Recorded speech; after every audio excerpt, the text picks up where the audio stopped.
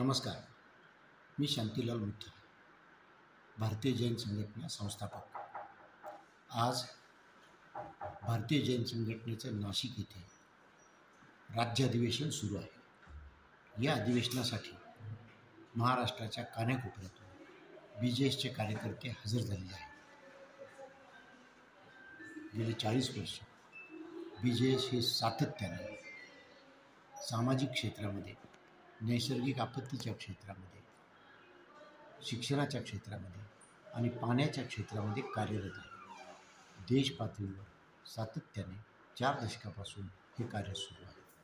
सामाजिक क्षेत्रामध्ये 80च्या दशकामध्ये हुंडा पद्धती, मुलींची घटती संख्या या सर्व विषयावरती BJSने मोलाचं कार्य केलेलं आहे. सध्याच्या परिस्थितीमध्ये विवाह ही संस्था कोलमडत चाललेली आहे. एकत्र कुटुंब ही संकल्पना कोलमडत चाललेली आहे. त्याच्यामुळे सुखी परिवार, प्रगतीचा आधार ही जी काही म्हण आहे, ती म्हण आता थोडीशी कमी होत चाललेली आहे.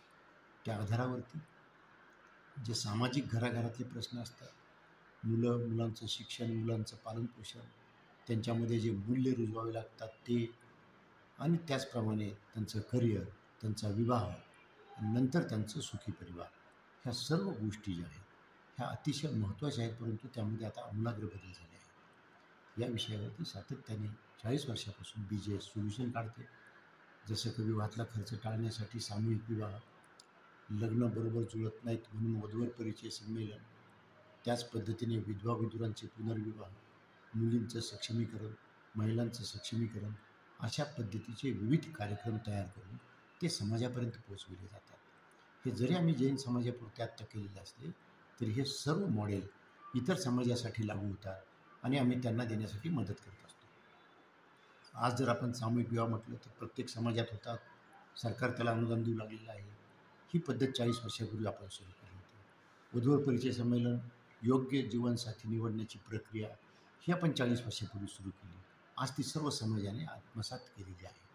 इथून पुढच्या काळात प्रॉब्लेम वाढत जाणार आहे. इथून पुढच्या काळात टेक्नॉलॉजी आणि पाश्चात्य संस्कृतीचं आगमन ह्या गोष्टीमुळे त्याचे जे दुष्परिणाम आहेत ते दुष्परिणाम खूप भयानक अशा पद्धतीने इथून पुढच्या काळात राहणार आहेत.